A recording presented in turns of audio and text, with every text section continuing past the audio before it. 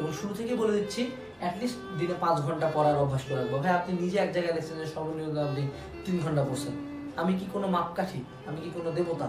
আমি একজন normal student, typical student, একটু ভালো রেজাল্ট করছি। তো আমার 3 ঘন্টা পড়া না পড়া এটা হয়তো আমার খারাপ অভ্যাস। তুমি ট্রাই করবা যে মিনিমাম অফ 5 আওয়ার্স যাতে তোমার রেগুলার বেসিসে পড়াশোনা হয়।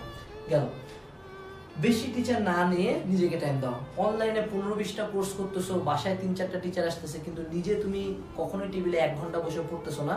তোমার টিচারের পড়ানো 2 ঘন্টা হচ্ছে তোমার নিজেকে বসে থাকে 1 ঘন্টা পড়া অনেক বেশি বেটার। সো সবসময় নিজেকে বেশি টাইম দেওয়ার ট্রাই করবা ইন্টার লাইফে। বারবার টিচার, একাধিক টিচার, অনেক বেশি টিচার পড়ে একটা জিনিস মনে হয় যে হ্যাঁ আমি খুব পড়তেছি, বাট টিচার তোমাকে পড়াচ্ছেন, তুমি পড়তেছো না। তোমার নিজের পড়ার টাইম হতে হবে 5 ঘন্টা। এখন বুঝতে পারবো যে ভাই 5 ঘন্টা কেন বললেন, 17-18 ঘন্টা তো পড়তেছি। 17-18 ঘন্টা তোমাকে টিচার পড়াচ্ছে, তুমি পড়তেছো না। তুমি যখন নিজেকে টাইম দিয়ে 17 ঘন্টা পড়বা তাহলে বুঝবা 17 ঘন্টা পড়া কি জিনিস।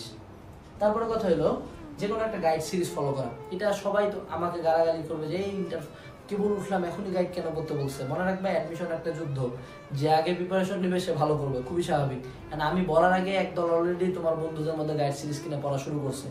সো তোমাকেও গাইড সিরিজ কিনে